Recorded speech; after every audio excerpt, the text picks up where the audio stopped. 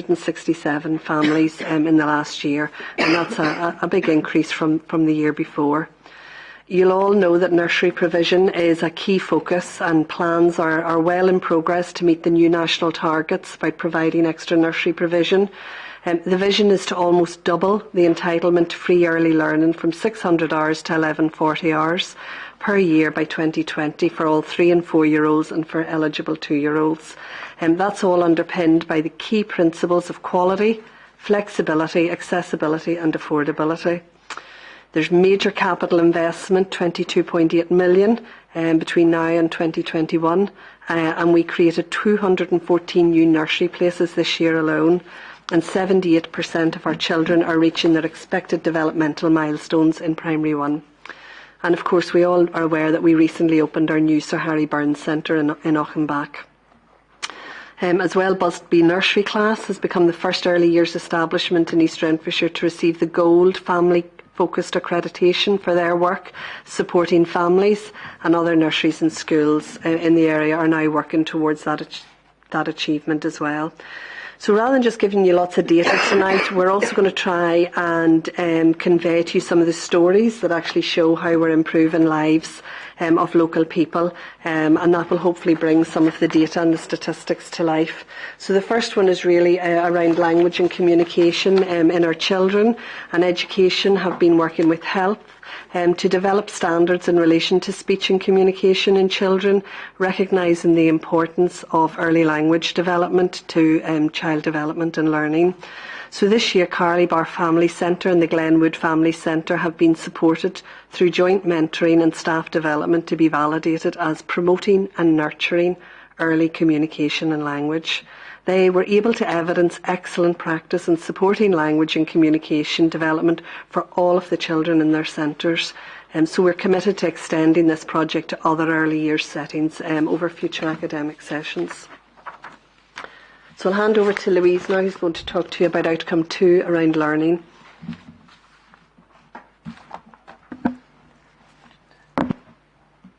Evening, everyone. So learning. We aim to maximise attainment and improve experiences for all of our learners, and that's fundamental to future success and securing a positive destination for our young people beyond school. We have strong evidence that we're raising the bar for all groups of learners, while at the same time closing the attainment gap between the most disadvantaged and the most affluent young people. We continue to achieve excellent education and learning results, with a high number of pupils gaining 5 or more passes at level 5, and exclusion rates in schools remain very low. We have the second highest percentage of school leavers entering employment, training, education or volunteering in mainland Scotland at 96%. There's been real progress this year with the digital learning and teaching environment, with the testing of Bring Your Own Device for pupils, appointment of a digital schools officer, deployment of virtual reality headsets to all schools to augment learning in very short bursts. And 6 of our schools now have a National Digital Schools Award, and our next steps are to establish a digital hub at St John's campus. In libraries, we saw that physical visits were down slightly by 4% this year on the prior year, and the closure of the Foundry for Works accounted for around 2.6% of that drop. However, libraries are seeing good uptake of their digital services, and usage is up 120% this year in that area. Total professional theatre audiences grew 25% to 16,276. In line with the case study approach tonight, I would like to look at our vocational training programme, which offers senior phase pupils in schools the opportunity to gain practical experience and qualifications at further education colleges, as well as helping them enter the world of work. The programme currently offers approximately 550 places and has played a key role in increasing the proportion of young people attaining vocational qualifications and ensuring that our learners have good opportunities to develop skills for learning and for life and work in real, relevant, real-life contexts. On now to the next theme, which is health and well-being. So the Council works in partnership with the Culture and Leisure Trust, and we offer a range of also local health services to our residents through the Health and Social Care Partnership. Results from our Citizens Panel show that 75% of respondents are satisfied with sports and leisure facilities and 76% with health and social care services. Building on Councillor Merrick's earlier statement this evening, since its establishment in summer 2015, we've seen the Culture and Leisure Trust develop and enhance performance.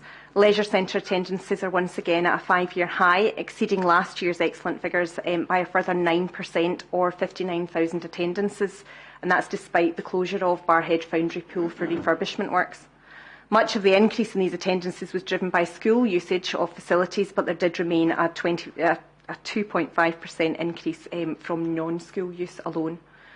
Neilston Leisure Centre also experienced a significant increase in attendances, due in part again to the Foundry closure, but that was an additional 5,000 swimming attendances, and the new gym increased attendances from 674 last year to nearly 6,000 this year. Our community sports development attendances also remained high, up over 15% from 2015. And a key development for the Trust over the last year has been in the area of gymnastics, which has traditionally had quite a long waiting list. And that attendance there continues to grow strongly and has increased by nearly 17% this year. I'd like to give you a wee case study, and that's around teenage pregnancy under the health and wellbeing theme. So the neighbourhood of Auchenback in Barhead had consistently above average teenage pregnancy rates for a decade and accounted for over 20% of East Renfrewshire's teenage pregnancies. Working in partnership with young parents in local schools, Young Person Services delivered early intervention programmes and prevention programmes which combine data analysis work and improvement science with tried and tested community learning and development techniques. The teenage pregnancy rate in Auchenback has been reduced by 60% since 2005, and East Renfrewshire now has the lowest teenage pregnancy rate in Scotland. In Barhead, the percentage of first-time mums aged 19 or under has fallen by almost 15%, and that's far faster than the national rate. The work in Auchenback has been nationally recognised through a COSLA Gold Award and also a National Local Government Chronicle Award this year for public health. Next theme, onto employment and training now. So Council offers a range of community and school programmes and supports school leavers to enter positive destinations. And our Work East Ren service helps residents secure and sustain meaningful employment, training and education. It's the vision of our employability services to have full employment and opportunity for all residents who are able to and want to secure and sustain work. Over 77% of people of working age are in employment in East Renfrewshire compared to the Scottish average of 73%, and we have low youth out of work claimant rates at just 2%. Our family firm is a bespoke employability programme aimed at care experienced young people, and our corporate management team are really passionate about their role as corporate parents to our looked after and accommodated young people. Family Firm works intensively with young people from different care settings and is a long-term initiative which looks to build up work readiness through work placements with the council and also with other local employers. So I'd like to give you a case study about Alan, who joined the Family Firm in last June. The school environment really wasn't suiting Alan, and so when he enrolled with the Family Firm, his main aim was to find a job. He went through a pre-employment programme, and following that he completed 2 short-term placements with local joiners, both of which were really successful. Through job matching, he completed a work trial with a local construction company, and they were really impressed with his work ethic and his attitude during his trial and offered him full-time employment with the company. He loves his new job and has gained a unique insight into the management and physical side of the construction industry, and is already now thinking about his future and the next steps that he wants to take to progress his career.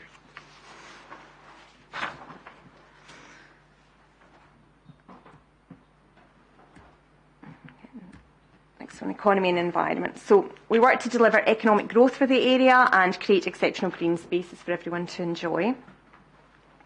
In the last year, we supported 33 businesses, so that's 10 up from the previous year, and there have been 370 new business startups. We've consistently achieved high recycling performance in East Renfrewshire, and there's been a substantial increase in the amount of recycling collected in recent years, boosting our recycling rates to 61%, and it's expected this year that once the final figures are confirmed by SEPA, we're going to report the highest percentage of waste recycles by a local authority in Scotland at 67%. This year saw some major projects successfully completed, including the Faith School Joint Campus, the new Auchenback Family Centre, Barhead High, Crookford Primary School, And our City Deal team also progressed a number of major projects, including Greenlaw Business Centre, the Foundry, the new rail station and Balgrey Road. But you'll have heard much more about these, Balgrey Stone Road, sorry, and you'll have heard much more about these developments in the pre-council seminar, so I won't labour that here. We did have a nice picture here of some work up at the Dance to Darnley Country Park. I believe you heard about the boardwalk developments in your earlier presentation. What might be interesting here is while there was ground investigations were taking place up at the reservoir, we arranged a field trip for high school pupils, which was designed to give them an insight into how engineers and planners and architects all work together to deliver projects. And that's in line with the kind of developing people's career options around STEM, so science, technology, engineering and maths professions. So that's a real live example of how we do that.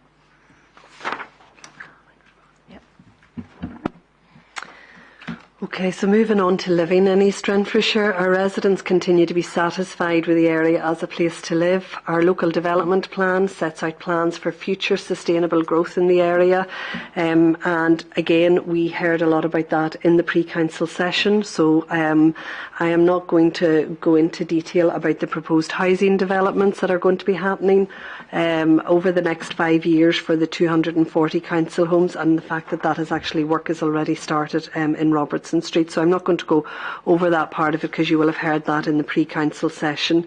In relation to our existing tenants, non-emergency housing repairs were completed in an average of 4.8 days, and repairs performance remains one of the best in Scotland. The case study here is around community choices budgeting. You'll know that over the past year we've been doing a lot of work in Auchenbach and Arthurlie, Dunterley and Ducat Hall areas of Barrhead, where residents have been supported to develop locality plans built around what their priorities for the local areas are. So to support the plans, it was agreed that we would use a community choices budgeting process and let residents vote on where some resources are allocated. But rather than me talk about it, I'm going to let them tell you about it. And apologise for those that have seen this already, but some of you haven't.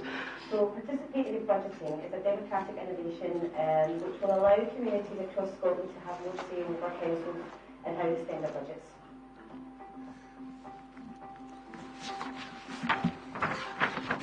For the first time ever, giving the community an opportunity to handle the money that's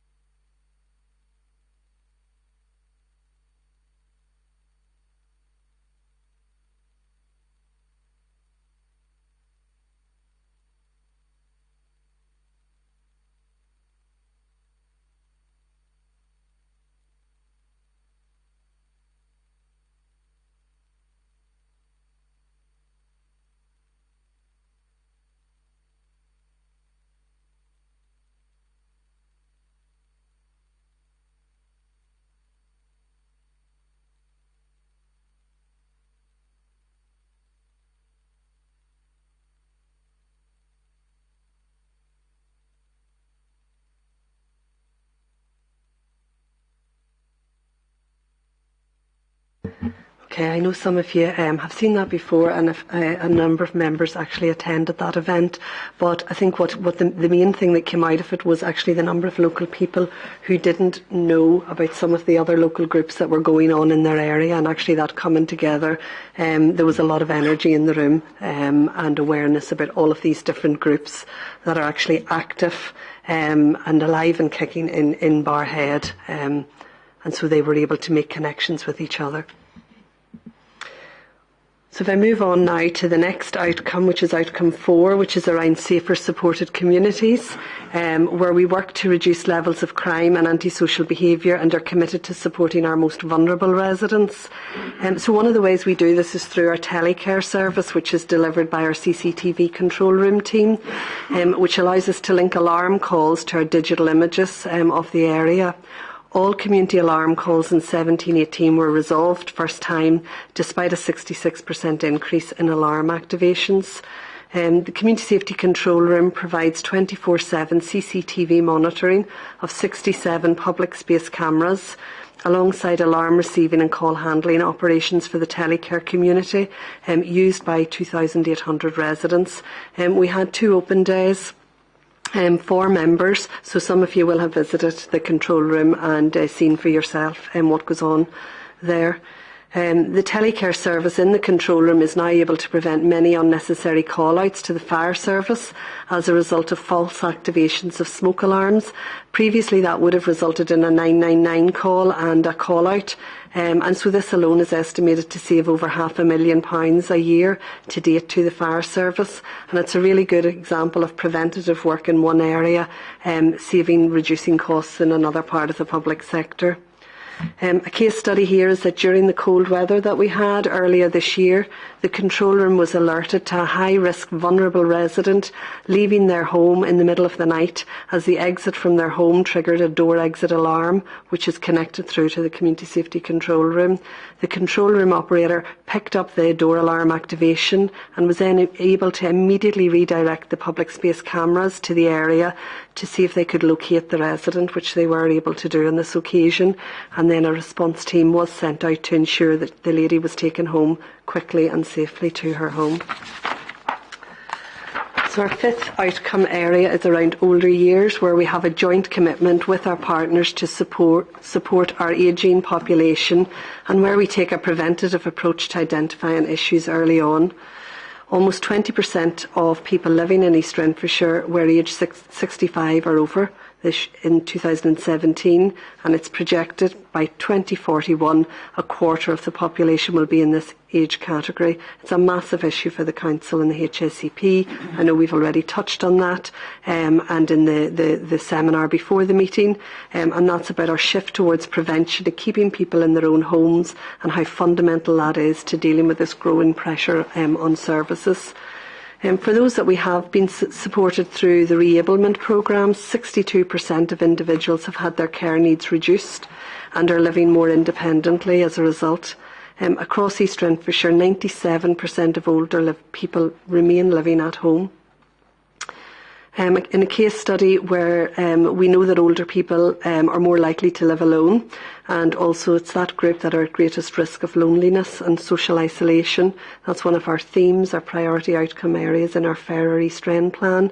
So the community teams have been working in partnership with local residents to build capacity in our community to tackle this issue. And over the last year, a few new groups have started up aimed at providing space for older people to socialise with each other in the Eaglesham and Busby areas. Between the groups, they've entertained over 150 older people each month. And that's built on successful work that has taken place in Barrhead. These groups set their own agenda, receive information and talks from different people, and they've received information on keeping fit, getting active, preventing scams, history, finding out more about their local history, and so on. There's currently 57 groups available to support older people in East Renfrewshire.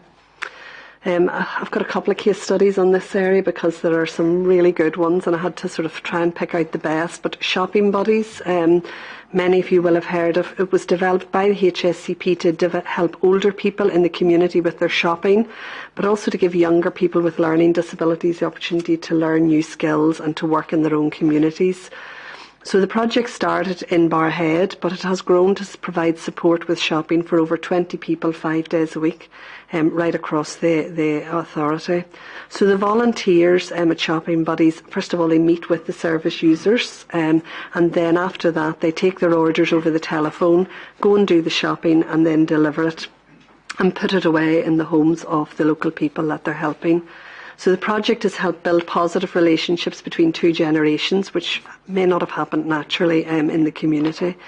And last month that service won the Community Champion Award at the prestigious Learning Disability Awards. Okay.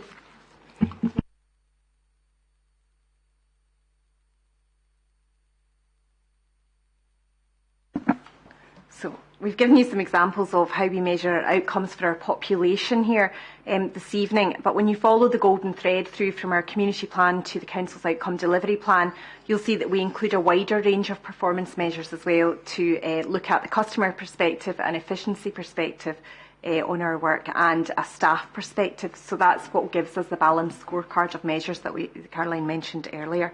So the first of those sections I'll talk to you about today is customer.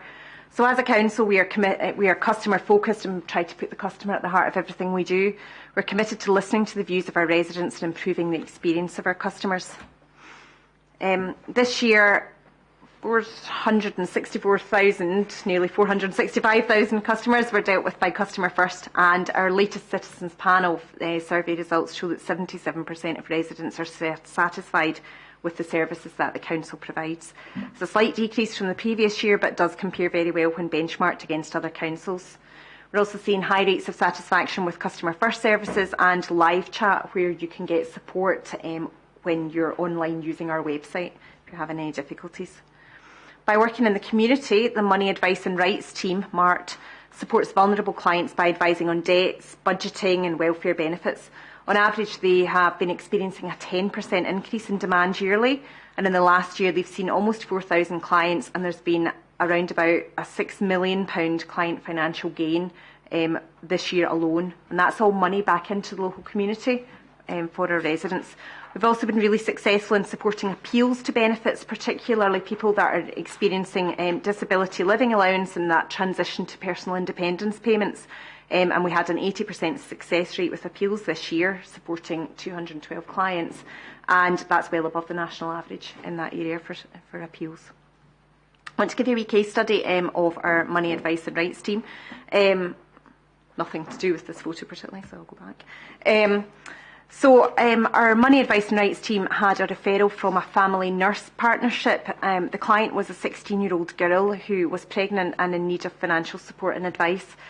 The main issues they identified was that she lived with her mother and her mother had health issues. Her mother was unable to give her financial support for her or the baby when it arrived, and there was substantial debt already accumulated in that family home.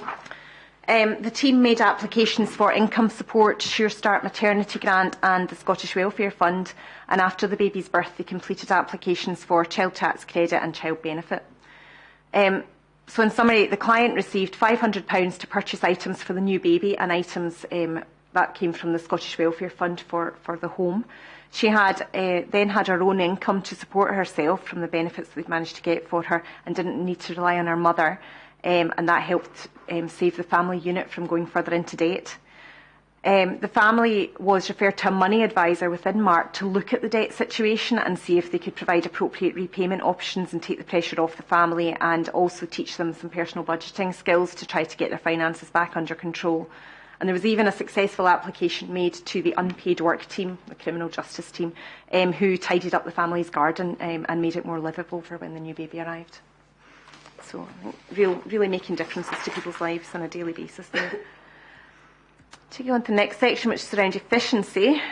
So East Renfrewshire is one of the top performing councils in Scotland, and our Modern Ambitious programme is working to create a modern, digitally enabled organisation, and it's really our blueprint for transforming services and generating efficiencies. Over 70% of savings being delivered for 17-18, totalling 3.9 million, were derived from change and improvement activities. We've also set ourselves challenging targets for the years ahead to help us cope with shrinking budgets, and that's part of the long-term financial plan. So we've got a target of at least £3 million a year to come from change and efficiency work, and we'll be reporting our annual efficiency statement to Cabinet in August before it goes onward to COSLA.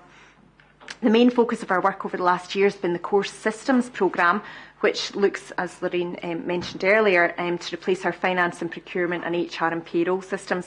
So we're now out to tender on this area, and the digital programme itself is going to be a real enabler for the 4 departmental programmes of change. Digital is a huge part of our drive for efficiency and to provide better customer experience, and our website's again been awarded a top 4-star rating by an independent UK-wide review. That's the 5th year running we've had the top rating for our website, and we're only one of 36 councils in the UK to achieve this, and one of 5 in Scotland. But digital is much more than a fancy website. It's a fundamental shift in thinking about everything the council does, about how we use information and how we deliver services, and how our local residents live their lives. And really we aim to put customers at the heart of our digital designs and at the heart of digital service design, and involve them in what works best for them. We are continuing to increase the availability of online services for customers, and the introduction of Parent Pay across our schools has had a huge impact on our online delivery, giving parents the freedom to make online payments for their children 24/7 and not have to scrabble about in the money for the £2 that you need for whatever. Now over 70% of school meals are paid online compared to 32% previously. Other school payments are also now available through the system, so you can pay for school trips, charity donations, tickets, etc., and there's a plan to extend it further. The important part there, as well as driving online services for our customers, is actually that's a really important part of how the Education Department is making savings through their school admin review, trying to take cash handling and reconciliation out of school offices, which is a really big piece of work there. Our school clothing grants, through the work we've done, also no longer need to be applied for each year, and we're able to issue 70% of those now without any applications required. And that's much more efficient for us. It takes 2,000 forms a year out of processing, but really maximises benefit uptake and helps mitigate child poverty. As Caroline said, I've got loads more digital examples, but you have the digital strategy on your agenda today, so I'd encourage you to have a look at that and go through that, but I'm conscious of time tonight.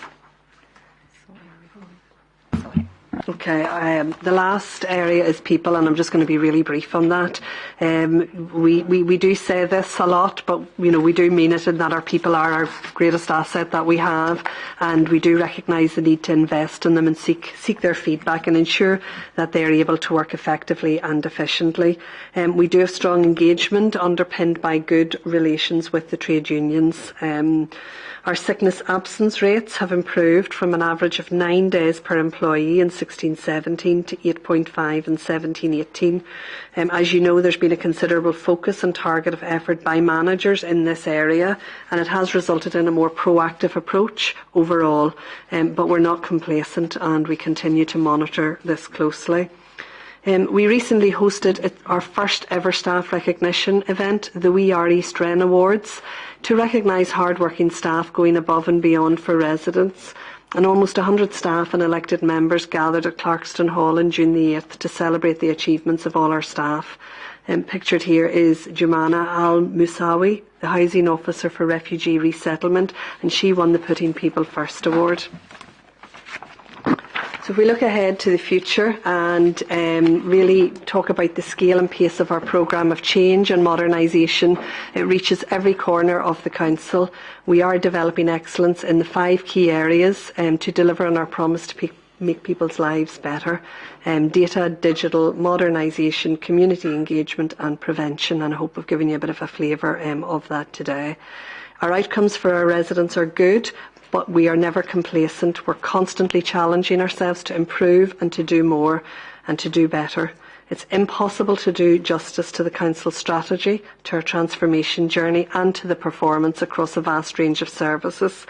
You know about our ambitious capital programme and the wide range of services and how they make a difference to the lives of local people. But I hope this presentation, together with the detailed reports in front of you, has given you some insight into what's been happening over the last 12 months.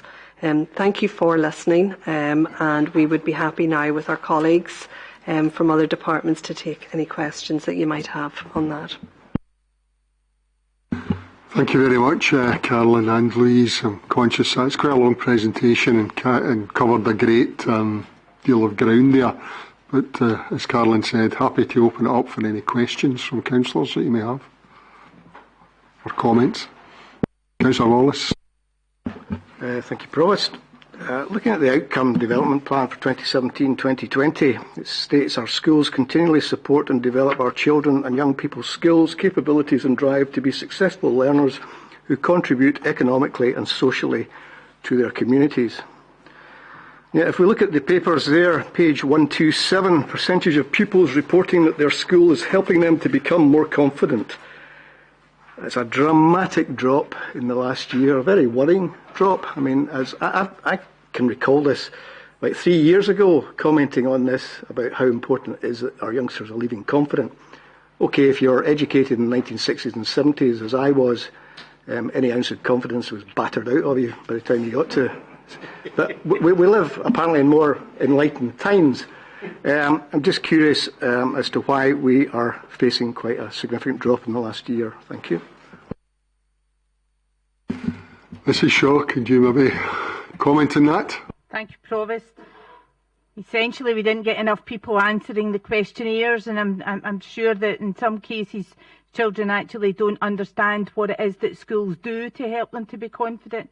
In contrast to that, we have 92% of parents saying the school is helping their children to be confident, and 96% of staff saying that they recognise achievements of youngsters both within and out with school.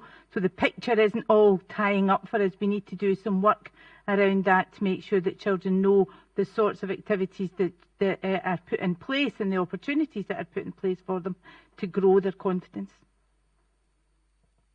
Just to come back there, I recall that was something not dissimilar to the response we got about 3 or 4 years ago. It was to do with the questionnaire and the youngsters not understanding it.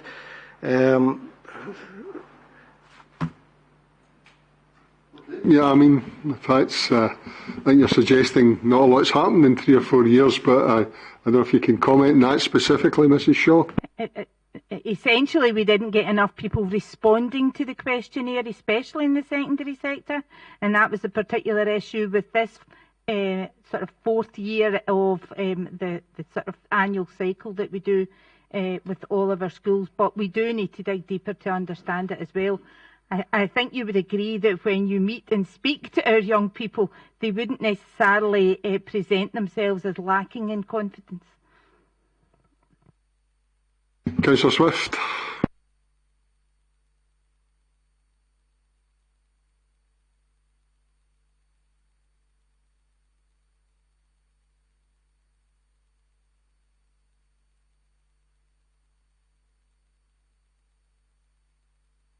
Can you put your microphone on, Councillor Swift, please? Thank you. We don't actually appreciate what the sample size is, so we can't really make informed comment. And there are lots of other ones. You know, there's a very substantial increase in breastfeeding, but I gather the numbers are single figures. So you've got relative numbers quoted, but you've got no absolute numbers, so you've got no understanding of the context. That's one of the issues. And I would dearly like, this time, maybe, somebody to take cognizance of a request that I have made repeated times, that can we have, for every graph, an absolute number as well as a relative number, because it just makes life more understandable. Mrs. Ennis, do you want to comment on that in terms of the graphs? Yeah, we'll take that away and look at it. I don't see why not, so I'll have a look at that. We absolutely do have that. And actually I could add to that, if there's any particular one that you would like that for, we can supply that. We'll take that away and look at that. We'll take that away and look at it. Okay, Councillor Convery. Thank you, Provost. I was very pleased to see that we've got more on targets when it comes to our outcomes, but there's 3 of them. It's on page 143, and there's 3 of them that were actually off target, and it's quite concerning to see that the 3 that we're off target with is actually centred around violence. And I was just wondering, is it something that we're missing, why we are off target with them?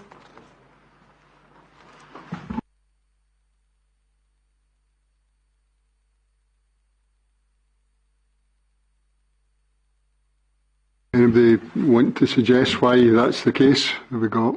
I think I think those measures are ones we work with the police on, and that data is supplied at the half-year point. So the data is not actually provided there, because we've provided that at the 6-month point rather than the year-end point. But I can come back with some specific data and information to the member on that particular one. Okay, I take it this is data from the police then that we use yes. now. Right, okay, fair enough. Councillor Swift. On page 149, or 148 and 149, we've got the end of year complaints log.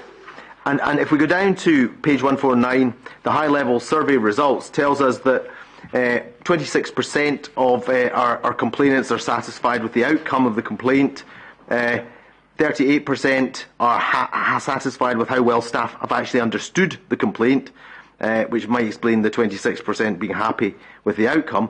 29% are satisfied with the way the complaint is handled. What these numbers tend to suggest is that we're not handling our complaints very well. 20% are satisfied with being given a clear explanation for the council's decision, and again, 1 in 5 happy with being kept up to date with the progress of the report.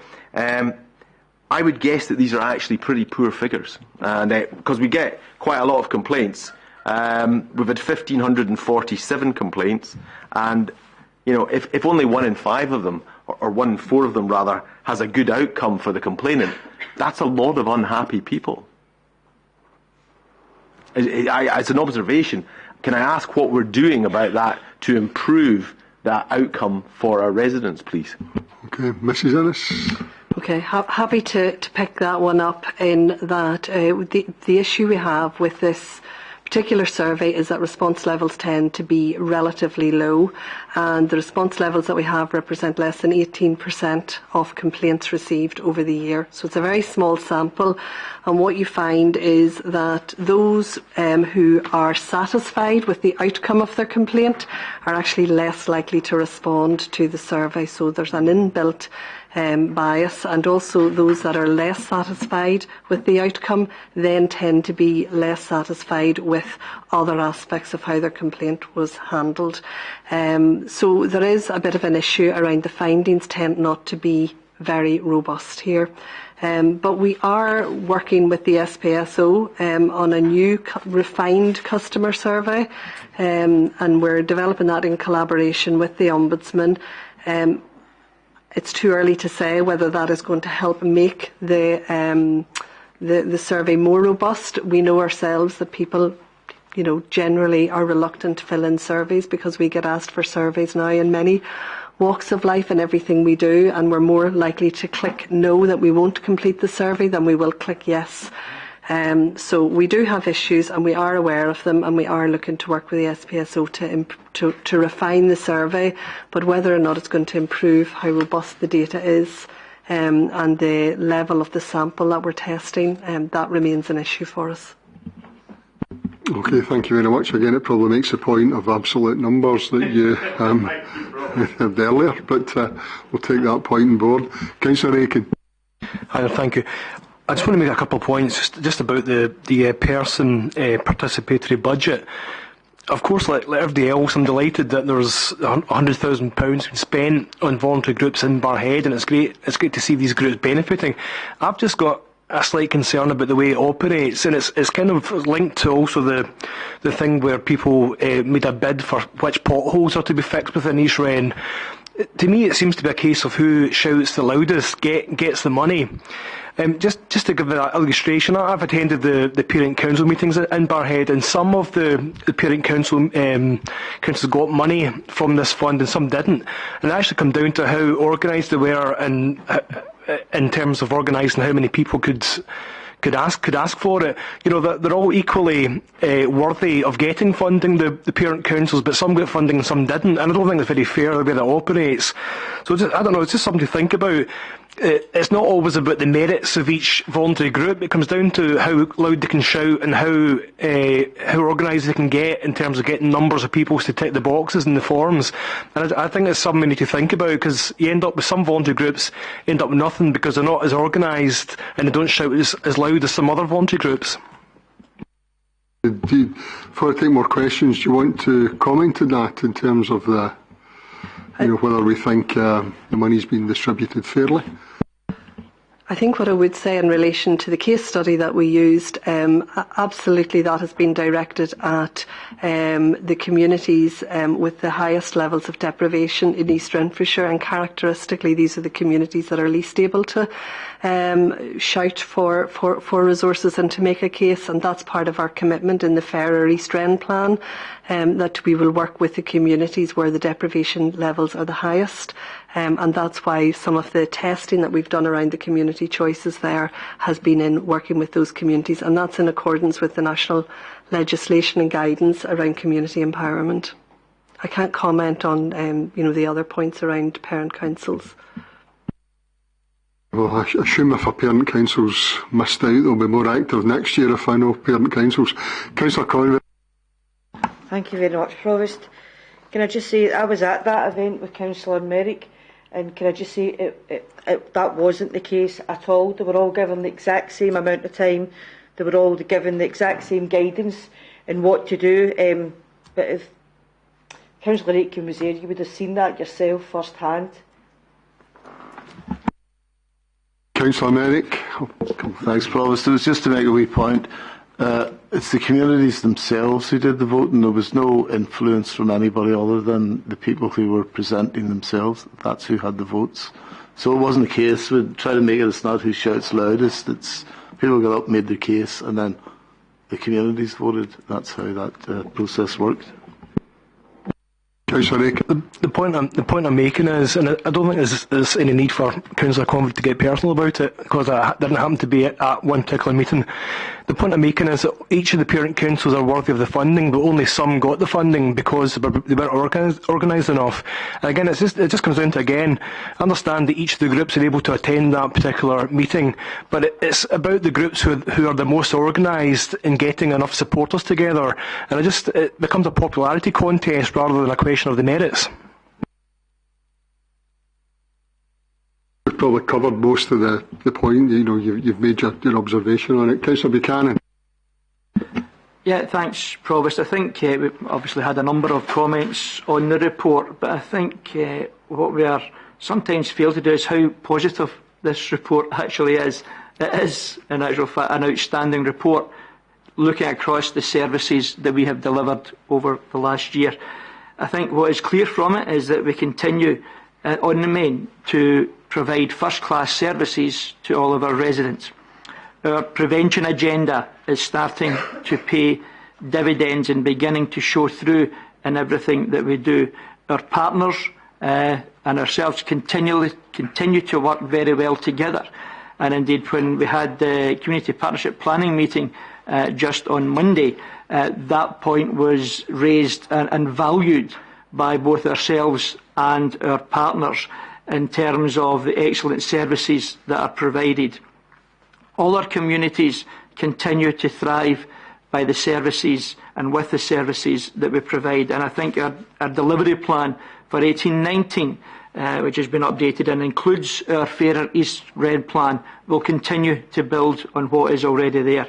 I think we've also got to bear in mind that despite very challenging times that we have been through over recent years, our people have continued to deliver high-valued services, very highly valued services on a regular basis, and all of those services improve the outcomes for all of our communities and our residents. And I think we shouldn't, be shy in ensuring that our people know that they deliver those services. And I think the film itself, or the report itself, the participatory budgeting, when that goes out to communities and people see it, and as we've already seen, they value the services that we provide. And it's why East Renfrewshire is regarded as not only being a first-class council, but an excellent place to live and to work.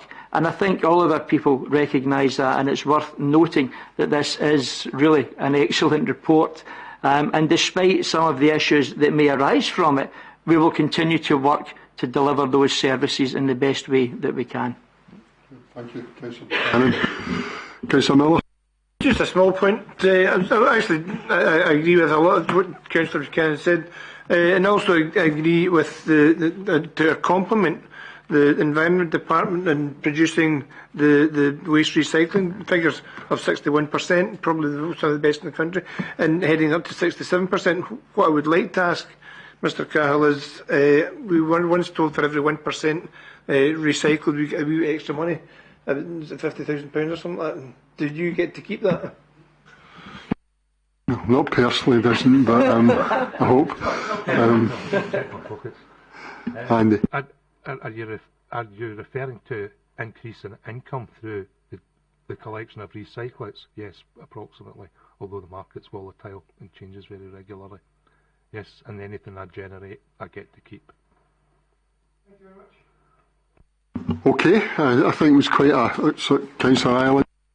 It's just one small point. I thought it was a really good report, and I noticed that the shopping buddies had got the Community Champion Award, so I just wanted to say congratulations. And my question was, is there any plans to expand on the service at all? Because it sounds like a fantastic service that we're providing. Yes. Yes. The corner, right? In the corner, sorry. Yes. Yes, I met with all the team and gave them their certificates, and we talked about how practical it would be to expand, and we do have plans to do that. We need to make sure we've got all the support there, and we need to make sure that if we do kind of put out a call for older people, that we've got enough capacity to meet that. But yes, it's a very, very valued service. It helps with loneliness as well as practical shopping. Thank you very much, because it's that personal contact, isn't it? It makes such a difference. Thank you. Okay, can we move on to the next agenda item? Thank you. It's, as I say, I'm conscious a very great amount of ground was covered there, which is item 11, Provost engagements, really just for noting. And item 12 is a general fund capital programme. Again, it's just a sit rep with the normal modifications. I'm conscious we're coming on to comments in Barhead High School and on the early learning and childcare, so if there's any issues in that, we'll deal with them separately. But are you happy with the usual report on our general fund capital programme, the movements in it? Yep, okay, thank you. And moving on then to item 13, which is financing the new Barhead High School. The report is asking Council to note the increase in costs, to homologate the decision to instruct additional works, and to improve an increase of £600,000 in the capital programme. And again, I'm happy to take any questions or comments on the report and the reason for the spend. Councillor Swift. Put my mic on this thing. Thank you, Provost. On page 2.7, it says other additional costs of £300,000 were incurred as a result of external works. This included the relocation of Barhead Youth Football Club accommodation. Can I ask why we had to relocate Barhead Youth Football Club accommodation? Mr. Cahill. Yeah, happy to answer. We actually had to demolish it. This was all involved as a long historic issue about Barhead High School. Some members will be aware about it, some members won't. It ended up in the Court of Session. One of the things that we had to do was to use the land where the Johnny Kelly pavilion was. So we had to demolish the pavilion. Councillor Swift. I trust it was an old pavilion. It was a very old pavilion and in very poor condition. Any other questions? Okay. 5 years old. You're not asking questions that you think you know the answer for there, Councillor Swift. Yes, absolutely. Okay, could we accept that report then and move on? Thank you. And moving on to item number 14, which is General Fund Capital Plan Update. And the report is seeking approval for revisions to the capital plan following the Scottish Government's capital allocation for early learning and childcare.